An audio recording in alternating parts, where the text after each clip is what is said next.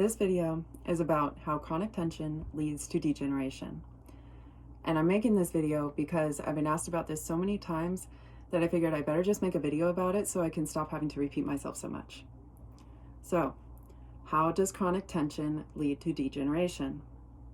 Well, when the muscle gets tight, it doesn't just tighten the muscle, it tightens all of the fascia in the area as well.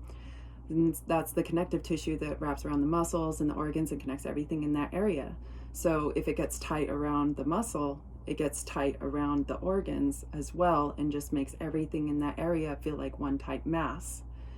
And when that happens, it puts pressure on the fluid vessels, so they aren't able to properly dilate.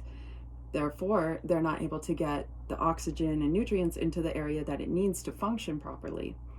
And it also makes it to where it's not able to get the toxins out of that area properly. So over time, you have an accumulation of toxins and lack of oxygen and lack of nutrients, and that combination just leads to degeneration over time. And when you have that kind of strain on the organs, so it's probably more than just the fascia, because when the muscles pull in, it's also sometimes pulling the bones in. Sometimes you completely collapse in that area. Like when the chest gets tight, everything folds in and it puts strain on everything in that area. So if it was the chest that was doing it, it would be affecting the lungs and the heart. If it's happening in your midsection, it'd be affecting your digestive system.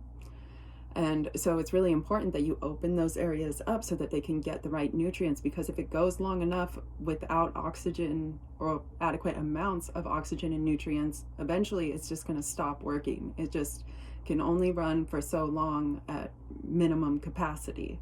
So you have to do something about it. It's not just going to go back on its own. You have to manually release the muscle, either through stretching, massage, or hot and cold will do it as well, but you do have to do something about it.